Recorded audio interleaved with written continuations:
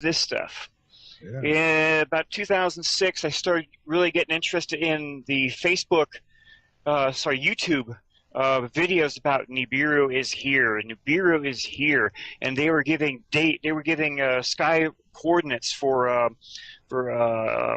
Google Sky Earth and for worldwide telescope, and I think there's 2 or 3 other free things. And I was actually looking these things right up on the internet, and everywhere it said to look for, NASA or someone else had blanked out what the whole image looked like. I'm sorry, go ahead. Oh no, I was just clearing my throat. Sorry about that, but I know exactly what you're talking about, Yeah, and that don't make any sense to me. Even though I've had some trolls come to me and try to make up good excuses for it, it's still no right. excuse for it.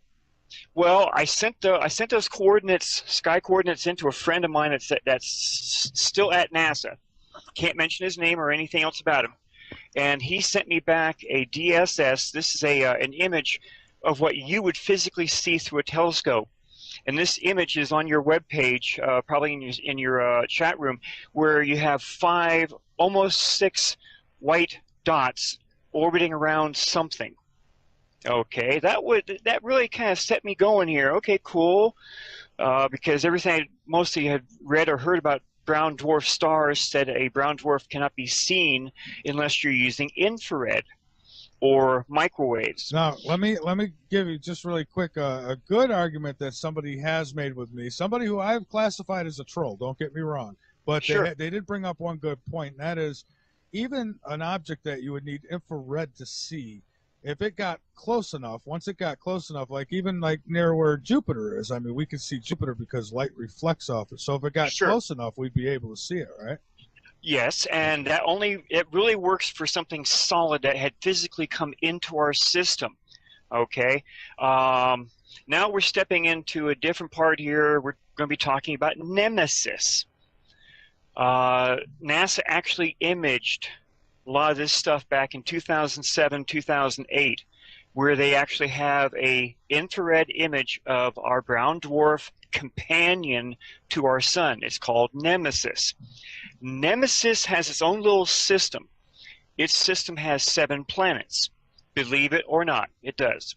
The brown dwarf system, being a companion to our sun, orbits around our sun over a long period of time, like 26,000 years, as it makes one complete orbit around our sun. Its 7 planets, only a few of those planets actually interact with our solar system. 2 of them that I know of right now is Nibiru, is planet number 6, and Sedna is the outermost planet of Nemesis. Sedna has been actually being seen on several astronomy programs. I use astroviewer.com, and in AstroViewer I took several of the images and I sent them to your show so the visitors and listeners can actually see what AstroViewer shows. It shows that Sedna has a massive orbit all the way around our system, and our system is down towards one corner of Sedna's orbit. And that's all explained when you go to YouTube and look for a video about Nemesis, the evil twin to our sun. It's about a 50-minute video, and they go into it in complete detail. They talk about Nemesis, and they talk about exactly what the system would look like, which is a direct match for what I show in the stuff I have. Fantastic. Now, I've seen the picture with the objects that you were just talking about, and that is up on the website, so everyone can go. If you're in the chat and listen page, where it's probably where you are, if you're listening, then scroll down. You'll see a picture slider, and those pictures are in that slider for you to check out. Now, how do we know what that is, what that's a picture of? How do we know? Okay. All you see in those pictures is the orbit of Sedna. Sedna has a tremendous orbit, and it's virtually round. The only thing that will give it a round orbit is if it's orbiting around something. So something is missing right in the middle of that orbit. Another group made created a PowerPoint slide set of 8 slides a while back in 2009. Can't mention their name. from leaked information from NASA. And in those slides, they show the 6 planets which orbits around Nemesis, the brown dwarf. And 1 through 8 takes you from 2009 till December 21st of 2012. As of 2012, Nibiru, which was planet number 6, was only about 20 AUs. That's astronomical units, which is like from the Earth to the Sun, 93 million miles for 1 AU. And it said in there, it projected that Nibiru would be that far away as of December 21st, 2012. So if you take that image right there, put that within, I'm going to try and have that done pretty soon, and it will clearly show all 7 planets in this one system. Now I'm looking at the pictures now as they slide through, and so these graphs, who made these graphs with the orbits and such? Those were made by another group, which I can't get into because stuff was created by them. That's fine, but you know who created them, though. Yes, I do. Okay, good. And they clearly show all the planets orbiting 1 through 8. You can clearly see all 6 planets as they slowly orbit around Nemesis. Now, for them to know that as well as they could to create what they had, they got fantastic information from NASA. And the person at NASA doesn't want anyone to know who that person is. So our governments around the planet have known about this since at least 1954. President Eisenhower made a big mistake back then. He personally invited the Bishop of Los Angeles, Francis M. McIntyre, to be his spiritual advisor at a very secret meeting down in what used to be called Muroc Airfield. It's now called Edwards Air Force Base. That is where Eisenhower met with a hand-picked Western team of scientists. They met with 3 alien races they had set down. Supposedly, one was the Greys, the second was a reptilian-looking race, the third was an interdimensional race called the Etherians. Now, how do I know this? After the 2-day meeting, everyone had to sign sworn statements they would never talk about anything. The bishop went straight back to Rome and told Pope Pius XII everything he saw and heard. And there was another person there. He created a really nice letter right after he got back home. He was there with the Hearst newspaper group. I don't know if you have that letter on your stuff for the chat room. If not, they can go directly to my webpage called starshipsaroundthesun.com, and they will see that webpage right there on my front page. Yeah. Oh no, go ahead. No, this one person, he said he was there and he saw this and he saw that, and yes, that's where the interdimensional race comes in. And he mentions a very important thing. During his time there watching all this stuff, he said he saw a solid object completely dematerialize before all of their eyes. Now, anyone who's ever done a check on that term from 1954 would clearly see that that term was never used until Star Trek came out in 1965. It was never used in any book, any TV show, nothing. So that puts some pretty good things in that one person's background there. Okay, Pope Pius XII put an archbishop over Bishop McIntyre, and they had a joint alliance between the United States and the Western countries to hold secret meetings here on Earth. They were also held in the Vatican Gardens. Some part during that meeting, the aliens warned President Eisenhower about upcoming natural disasters that would be caused because of a rogue planet and its brown dwarf star as they came into our system. They offered their help and support, all of which Eisenhower turned down flat and told them to get out. He told them basically that if they ever landed here again, we'd shoot them from the skies. So the aliens left, and something must have happened between their leaving and early 1955. Eisenhower went to Holloman Air Force Base in early 1955. His plane landed Air Force One. As it landed, it came to the end at the runway, and he ordered everything to be shut down. All of the radars, telephones, all communications, the gates would be shut. You see, the early version of the Doppler radar that we use now with our weather stuff was being just tested back in Roswell, New Mexico, at the base right there. The Doppler radar took out three of their ships, causing them to crash. One of the craft, 2 survivors were found in it. One was shot dead trying to escape. The other one was brought in for interrogation, I guess you might say, and they allowed him to play with they allowed it to play with one of the less damaged ships, and in a sense, he phoned home. The 3 large ships were seen by our astronomers approaching in somewhere around late 1953. That's where everything was set up for 54. Eisenhower went to Holloman in early 55. After everything was shut down, 2 flying saucers appeared. One stayed hovering above Air Force One. The other one landed right in front of Air Force One, and Eisenhower was seen leaving Air Force One and getting into the craft.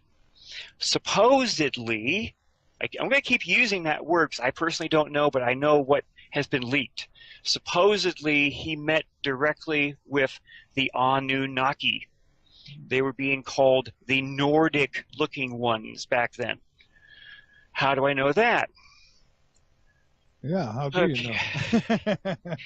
Well, there's been so much stuff that's been leaked over the years. And anyway, Eisenhower met with the Anunnaki, tried to make a technical treaty with them, but they refused because they told him supposedly that the Anunnaki almost wiped out the human race back in our ancient history, and they didn't want to do it again. Plus, if we ever got into a fight with nuclear weapons here, we could possibly destroy everything on Earth and possibly damage their bases on their moon. Okay. Yeah, and I'll tell you, I do believe that there are bases not only on the moon but on Mars too, and I think I've seen some pretty credible stuff. And that's where if anyone has read The Lost Book of Enki by Zecharia Sitchin, they would know that. They would know that, yes, there was something done up on the moon, and they would also know that the Anunnaki had made bases on Mars as a go-between with the gold, the copper, the brass, the silver, but the gold was the most important thing. You know, some people think that Zecharia Sitchin was playing for both sides, I guess you could say. Okay, and my friends warned me about that when they first heard I was going to be doing research on it. They told me very clearly, do not read any of Zecharia Sitchin's books, and do not read Velikovsky's stuff. It's all BS. Hopefully I can say that here on your radio show. Oh, yeah, BS is just fine. Now, were they Anunnaki, or were the Anunnaki reptilians? And I'm kind of jumping here, I'm sorry, but...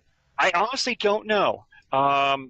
I found no descriptions of what the Nordics were supposed to have been, other than they were tall, light-skinned, and they looked basically people that might come from Norway or Sweden, stuff like that. They're about 7 foot tall, give or take. That's the only description I've ever heard about them. Okay, I've heard several different things being addressed as the Anunnaki as being shapeshifters. Who knows? Okay.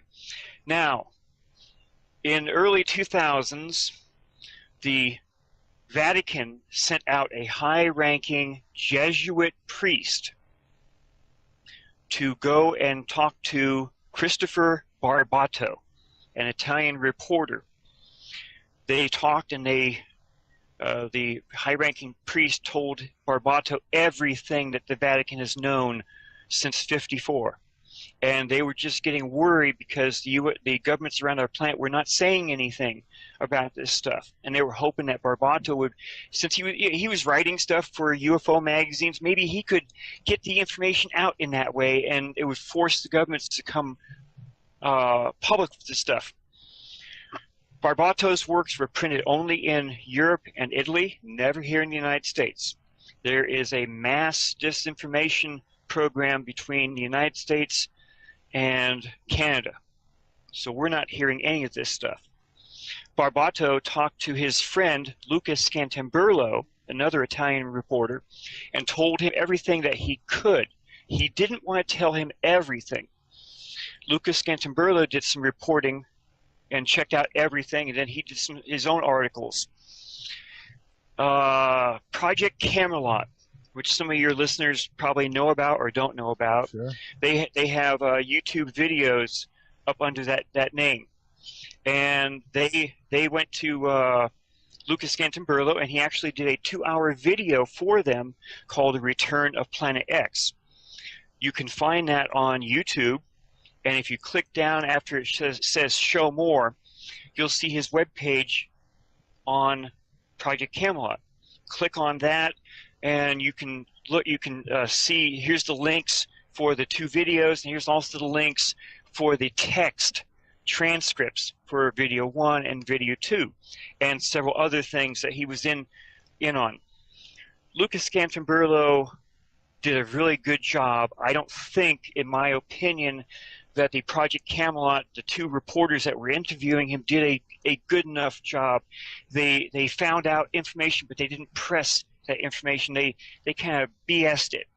And I was a little bit irritated when they didn't get as much information. They said in there that thing directly from him, and he saw what happened. Wait, he had to jump out of the spacecraft? Off the telephone pole. Oh, okay. Okay. See, President Eisenhower, he wanted to go public with all of this information in '54, but his hands were tied by Majestic 12. And that's mostly out of other people I've got research from, and from the leaks from the Vatican. So Eisenhower wanted to go public. So once he met with the Anunnaki and he found out that they still claimed the moon as theirs, he was so angered that supposedly, again, when he got back to the White House, he ordered that anything about aliens, flying saucers, were to never be mentioned in the White House ever again. And he handed the entire alien UFO stuff over to MJ-12. Now, again, supposedly, later on during his term, he was supposedly overheard regretting ever doing so, because he didn't think MJ-12 was doing it the way he would have done. Now, when Eisenhower left office, he actually did a TV special, and he talks to the public. And in that TV special, he is hinting very strongly that the public never trust the big businesses and the military because of their connections with the MJ-12, or what other people call the other government, the outside government. The secret government. Yeah. The secret government. Now, again, there were very strong rumors that were put into writing. I've seen them on I don't know how many different web pages, that supposedly President Eisenhower spoke privately with incoming President Kennedy and told him too much stuff. Supposedly, early in Kennedy's presidency, he went directly to a lot of the military bases and refused to talk to the officers, but talked to the enlisted men about what was going on there. Now, the BBC did an article about 10 years ago, give or take, about was President Kennedy actually killed because of his knowledge about some of the alien stuff. I think it was a combination of things, but Yeah, and they actually had 2 documents that they got from our government basically saying, I want this stuff on my desk before I get back from Dallas. And the dates were 10 days before he was assassinated. you know Now, what's do I know this personally? No, I do not. Am I speculating? Yes, I am. well, there, Okay. yeah, and there's always going to be some speculation, but you know what strikes me kind of crazy is that it's my understanding he was warned that he should take a different route, and you know, it pretty much was tipped off that something could happen. He didn't care. He did it anyways. Yes. I've talked to a lot of people that say virtually the same thing. Okay, how did all this stuff start out? Well, after I did my research was basically what happened here on Earth 3,600 years ago. Okay, you had the Exodus, supposedly, but you also had the ancient volcano of Thera, which is now called Santorini, erupt back then, virtually wiping out the entire island. Okay, so you've got that, you've got this. Went to China.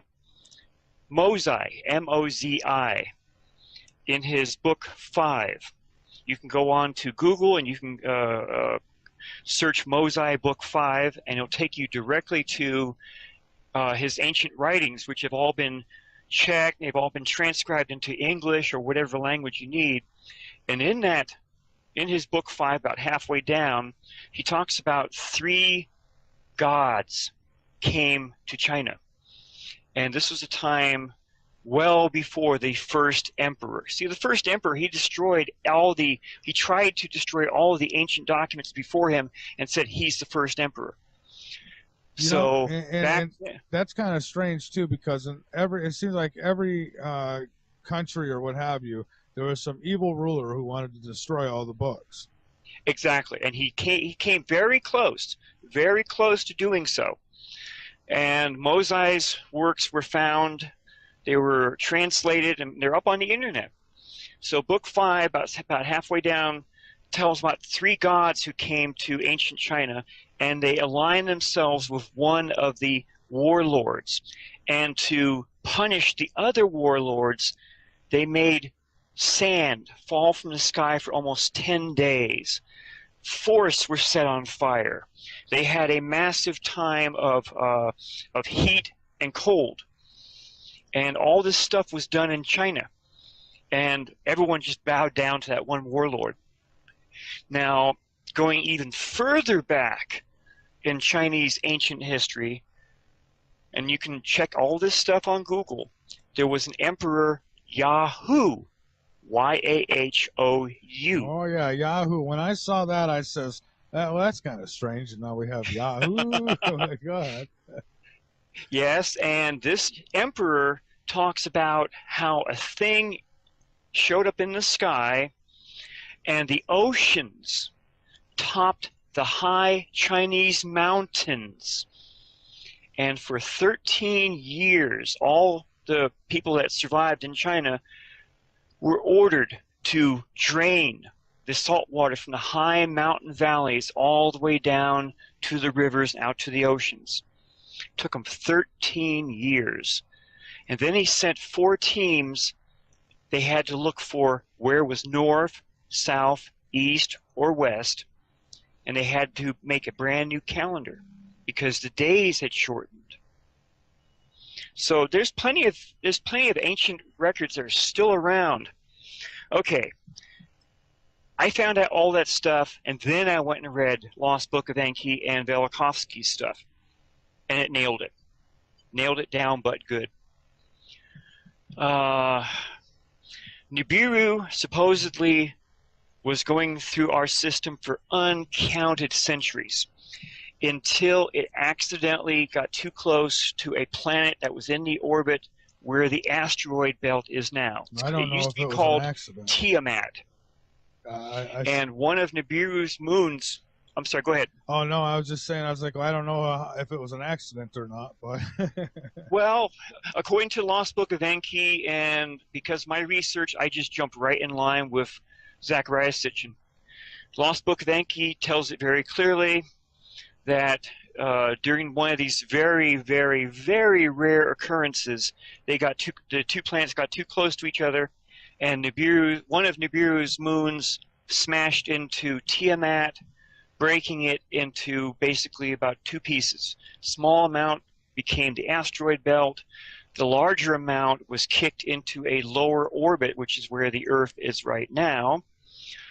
One of Tiamat's moons followed what was left of Tiamat and became our moon right now. That is why the Anunnaki claim it, because they know how it happened and when. Okay. So they came here to Earth basically about 450,000 years ago. They were looking for gold to fix their atmosphere because it does a certain thing to the atmosphere. So they came here, they found it, but the Anunnaki did not like working with their hands here on Earth to dig up all the stuff. So they decided to create a worker race, not a slave race. Very clear, Lost Book of Enki says under Anunnaki law, slaves were forbidden. So is that where this particular information comes from? From the book? Yes. Okay.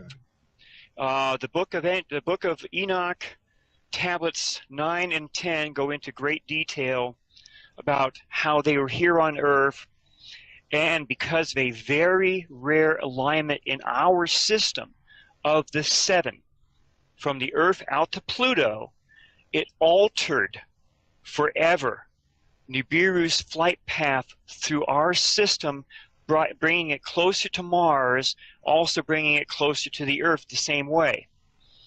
The first time it went through, it caused a tremendous amount of damage. The second time it came, it was going to be coming through. The Anunnaki knew, because of their scientific stuff and because of all the stuff they put down in the cold white lands, which we now call Antarctica and South Africa, they knew that the second time around was going to cause great damage here on Earth. So the leaders, Enki, Enlil, Anu, which is the king of Nibiru, and their half-sister, which I can never pronounce her name correctly. They knew exactly what was going to happen. And they didn't want the Iligi, I-G-I-G-I, the ones that came down from Mars to Earth. In the Lost Book of Enoch, they took the 200 females and kept them as wives. And the Nephilim were their children, the hybrids. Those were also what in our ancient history were called the gods. The gods, yeah.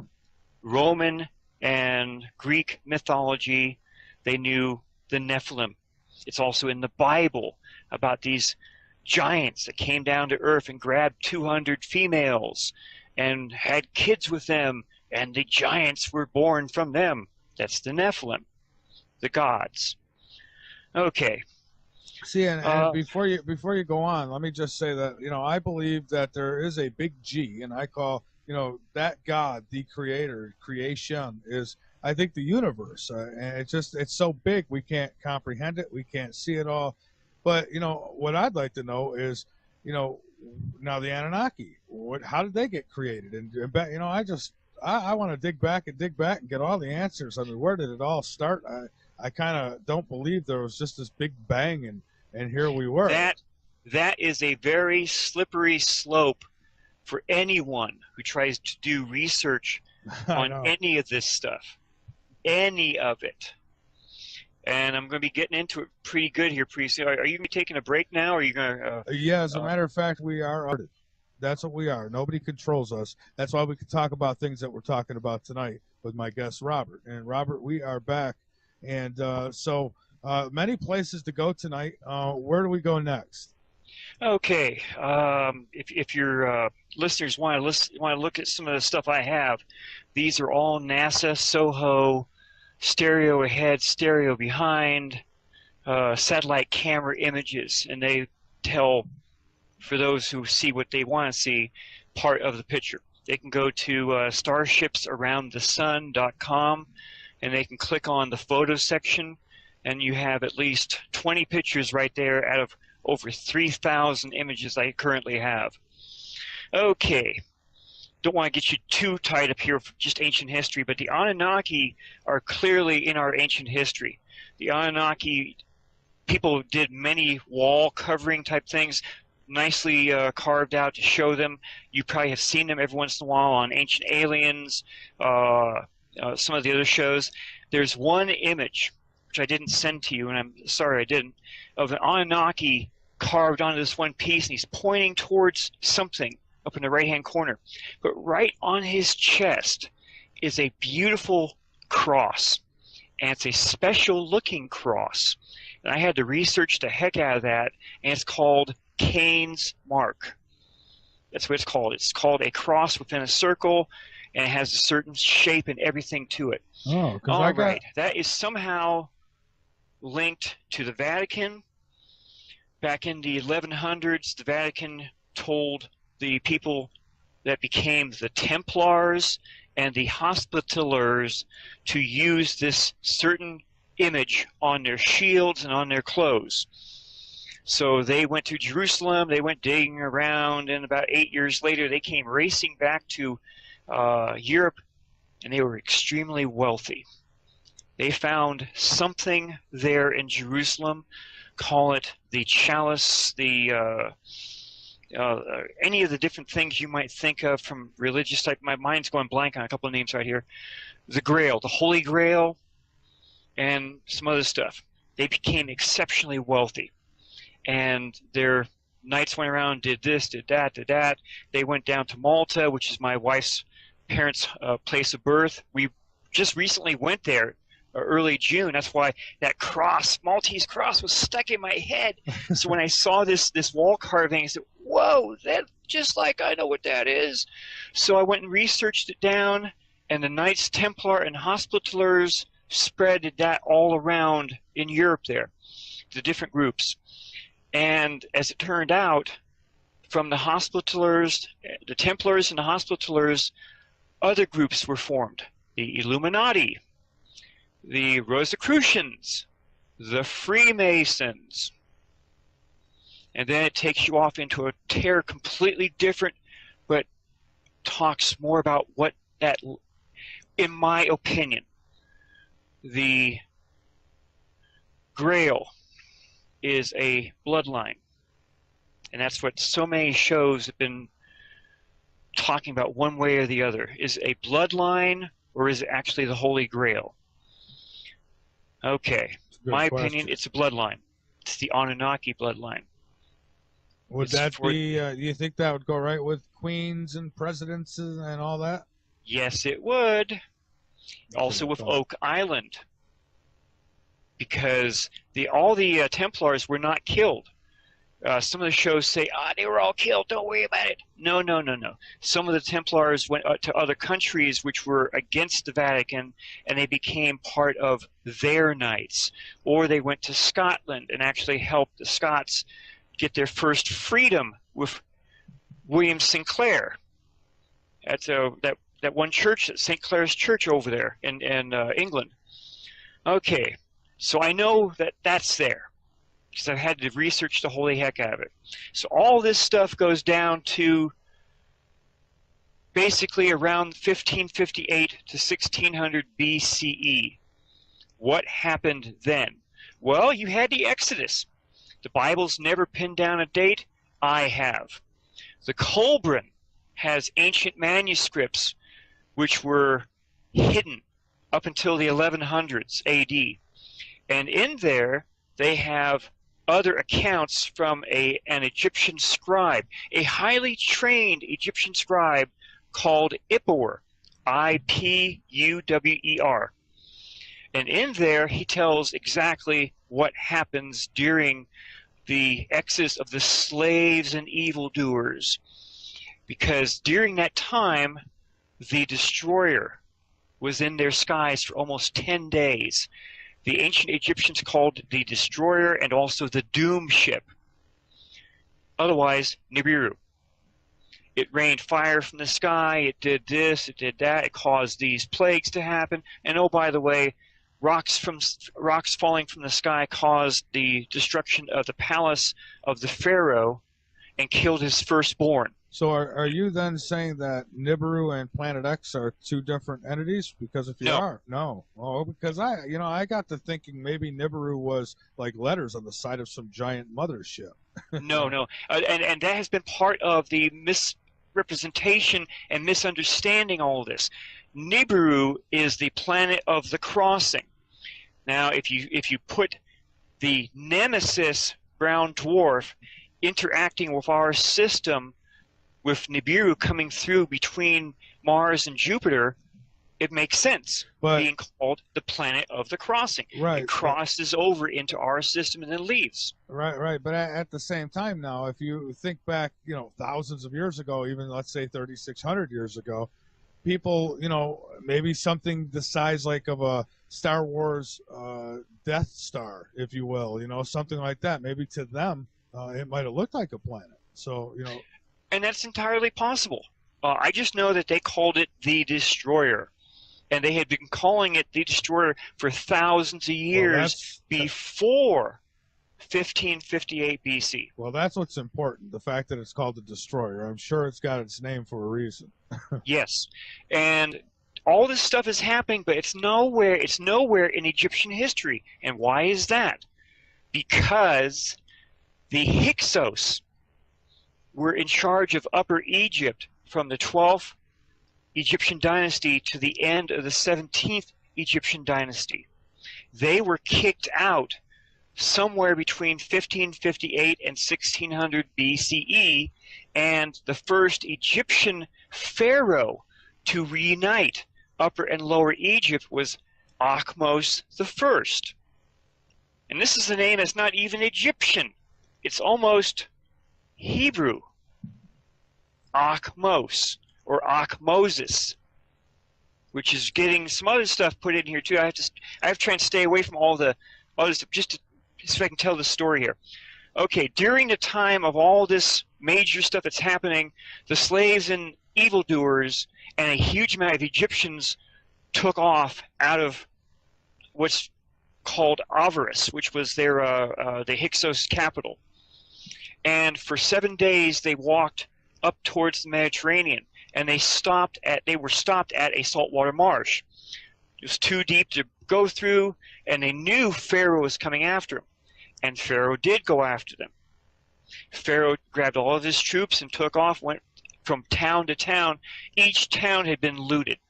All the records were smashed, granaries were looted, everything was just complete turmoil. So he followed. These slaves and evildoers were coming back. Okay, this is an Egyptian version, so they don't mention anyone's names. They caught up with them. Let me back up here a second. They were all led by a priest prince from the inner courtyard of Pharaoh, and that's very clear in his accounts.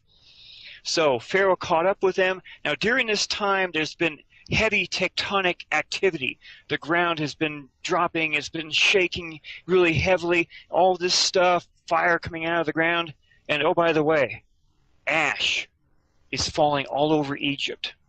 Ash from a volcano. Now, how many volcanoes are down here in Egypt or anywhere near Egypt? So that's clear in the account. So he catches up with them, and then he sees them down here, and they're all fighting amongst themselves, and for some reason this thing in the sky is causing a sound that is being described as 10,000 trumpets all yelling at the same time. And they have to listen to this, and it's almost deafening to them. Then Pharaoh goes in and attacks them. The priest prince from the inner courtyard of Pharaoh leads him across the saltwater marsh because the ground beneath it had risen up, leaving nothing but mud. So they're racing across, and there's a tail end which stands and fights Pharaoh. So they're fighting in this saltwater marsh, and everything just goes nuts. Then a tremendous roar is heard in the skies. A tremendous roar they had never heard before. And then the water rushes out into the Mediterranean. That tells you a tsunami is coming. If anyone remembers 2004, when the big tsunami hit most of Sumatra and stuff, that's exactly what happened. So this tremendous roar stops them.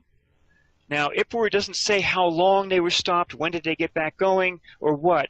All he says, here's this gigantic tsunami coming in and just washes Pharaoh and these hind people that were fighting, just washes them all away and floods most of Egypt. That's how big this tsunami was. Now, what would cause a tsunami back then? The eruption of Thera up in the Greek islands. Its tsunami just washed right over Crete and almost destroyed everything that was there and pushed the palace of Knossos almost, I guess, 20 or 30 feet from its foundations. Okay?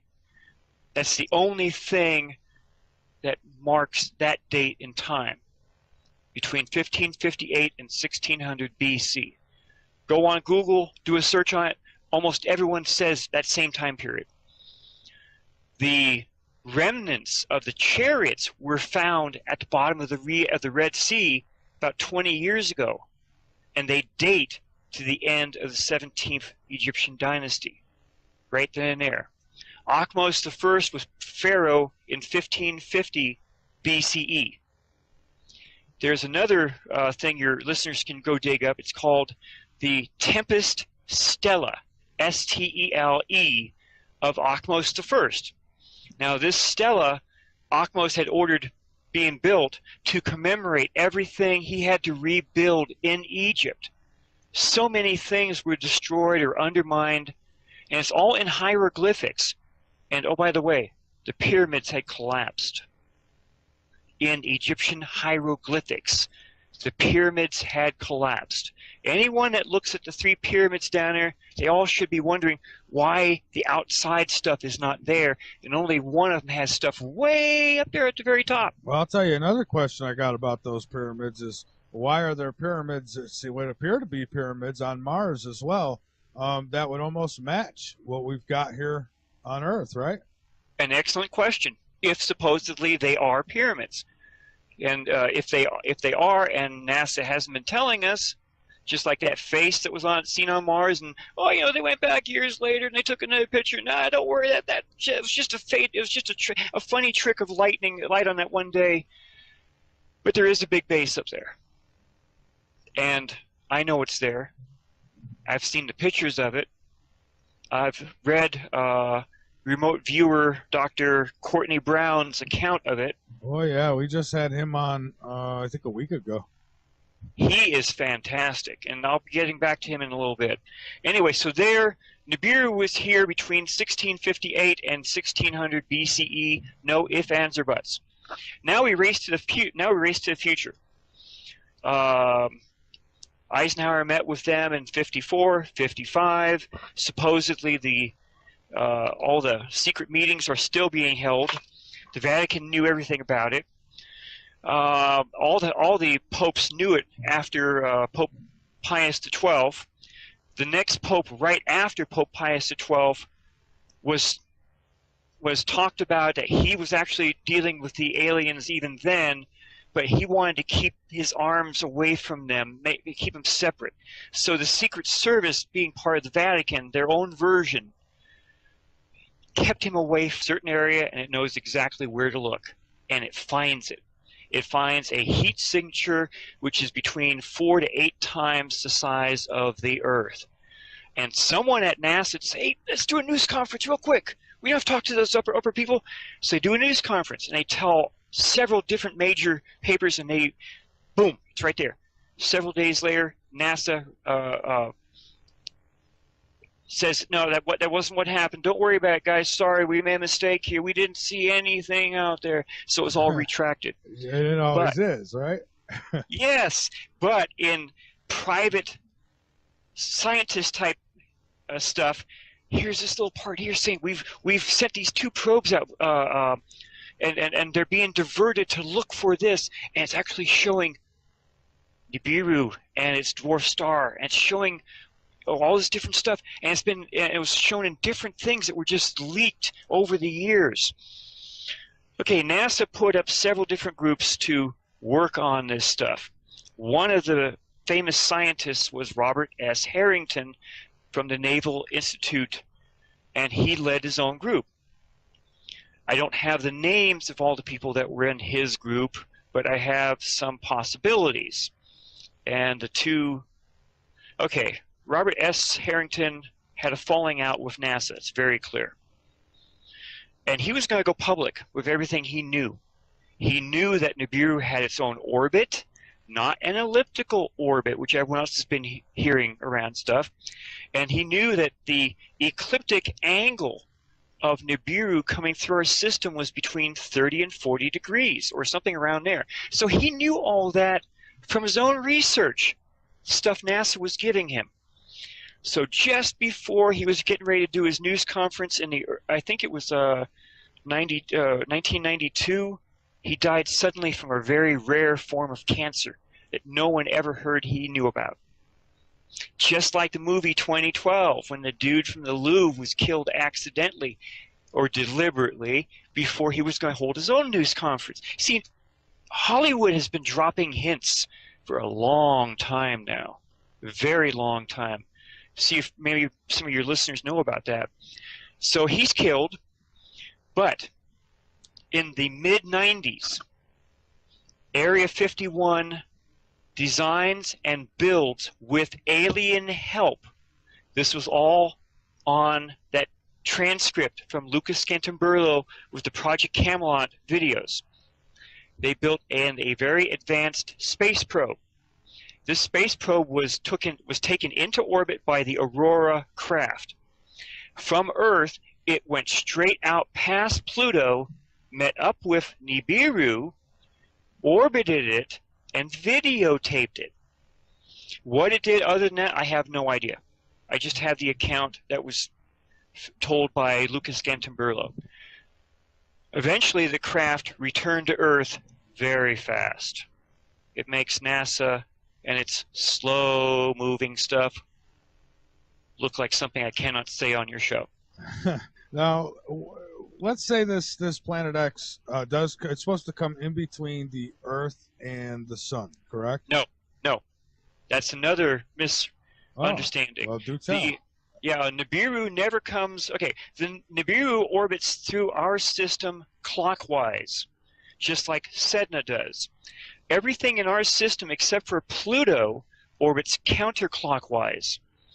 So Nibiru comes in right between where the asteroid belt is. It never comes any closer to the Earth than the asteroid belt. But according to the Lost Book of Enki, it has a very intense gravitational pull and a very intense magnetic field that it sends out. A pull and a push, I'm sure. Yes. So Nibiru, since it comes through at an angle, it goes down below our sun and comes up from below, and then goes back out about the same space between the asteroid belt. So what we would see is just exactly what is being told in Tablet 9 and 10 in the Lost Book of Enki. The Anunnaki knew that Nibiru was going to be coming up from below our system, and they were watching for it because they knew what it would do, or they had a good enough idea what it would do. And as Nibiru was starting to be seen as a red star or a reddish-looking planet in the southern regions of the Earth, they knew that the higher Anunnaki, not the IGIs that had come here and did all their damage, but they were all going to go up to their spacecraft and get off the Earth. See, Enlil knew exactly what would happen, but he thought he had a good idea here to not only erase the humans, and he had a racial hatred against the humans, even though he married one and had sex with several, just as Enki and a whole bunch of the other Anunnaki did. He had a racial hatred against us. Very clear from the Lost Book of Enki. Nice. So he wanted nothing to be told to the humans or anyone else, and he made Enki, their half-sister, swear to it. Enki went beyond his bounds and went to what's now called Noah. And that's the other account I sent to you. That's also found in the Colburn, telling how Noah was told through a reed, a wall during and he thought it was a dream, supposedly, and told him exactly what to do and where to build the ship. Now, just like in the movie 2012, he knew that the ship had to be built way up in the mountains because the water would come up to them. And all the dimensions are exactly as everyone has found in the Bible, cubit by cubit. No ifs, ands, or buts. But he details very clearly how the ark would be built. It has 3 decks. The heavier animals were on the lower deck. Birds and bird fowl type were on the second deck. And each deck was divided between, so, making it like 6 decks right there. The third deck had the king, his personal family, and it just goes right down the line telling he had this person, that person, all the way. Each craft that they could do, making beer, making this, making that, dancing, God knows what. They grabbed one person that was a specialist in all of this, and they were to be on board the ship. They also allowed to have the last, I think it was 6 strangers that were anywhere near the ark before they closed the doors.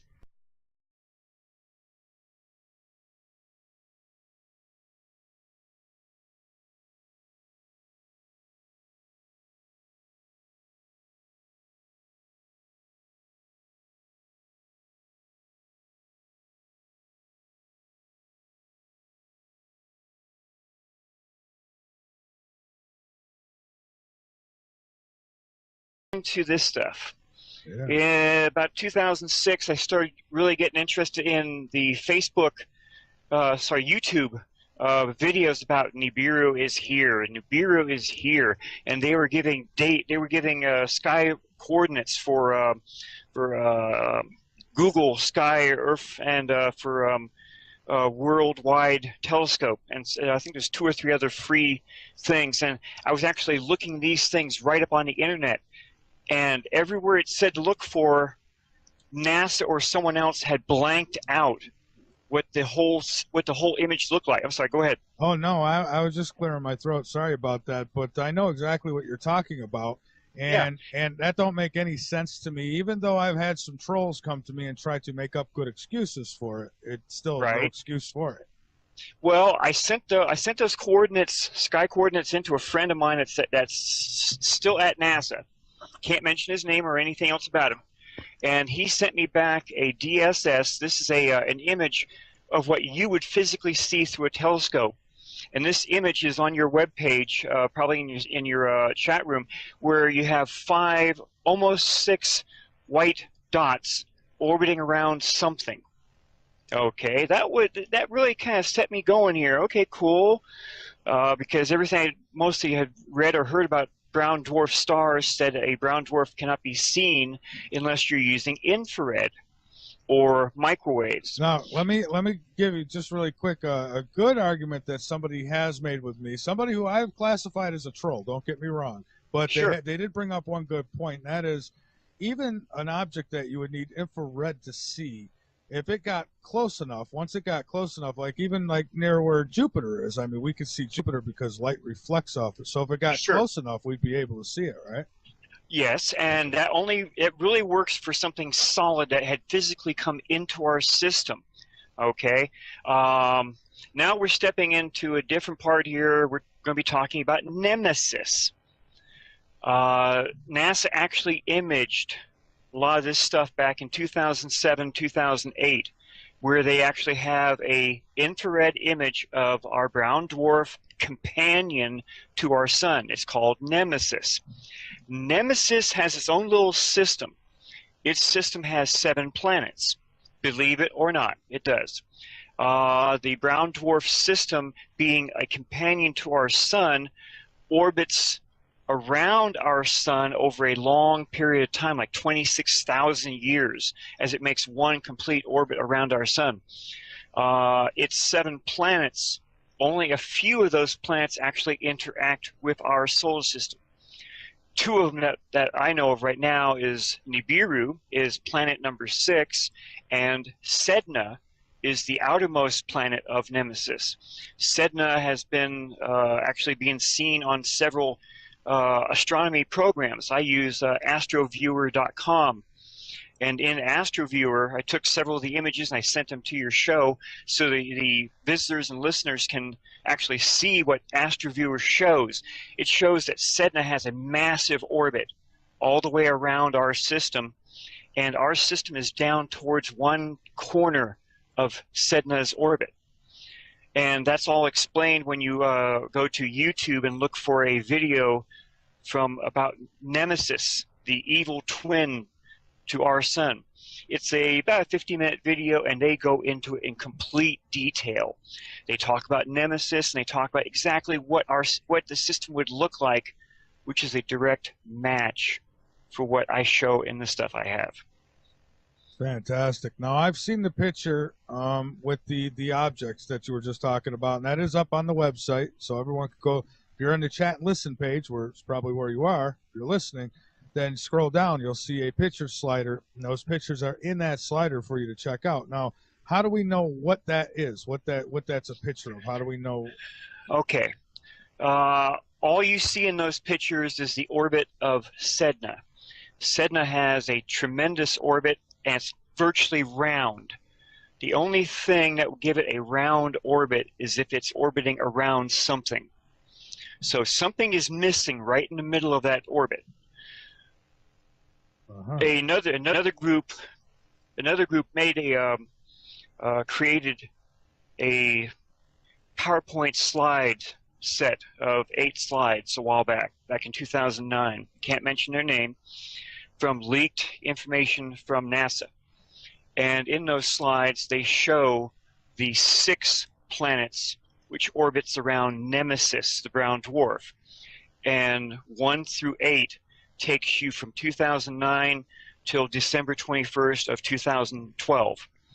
As of 2012, Nibiru, which was planet number 6, was only about 20 AUs. That's astronomic units, which is like from the Earth to the Sun, 93 million miles for 1 AU. And it said in there, it projected that Nibiru would be that far away as of December 21st, 2012. So if you take that image right there, put that within, I'm going to try and have that done pretty soon, and it will clearly show all 7 planets in this one system. I'm looking at the pictures now as they slide through, and so these graphs, who made these graphs with the orbits and such? Those were made by another group, which I can't get into because stuff was created by them. That's fine, but you know who created them, though. Yes, I do. Okay, good. And they clearly show all the planets orbiting 1 through 8. You can clearly see all 6 planets as they slowly orbit around Nemesis. Now, for them to know that as well as they could to create what they had, they got fantastic information from NASA. And the person at NASA doesn't want anyone to know who that person is. So our governments around the planet have known about this since at least 1954. President Eisenhower made a big mistake back then.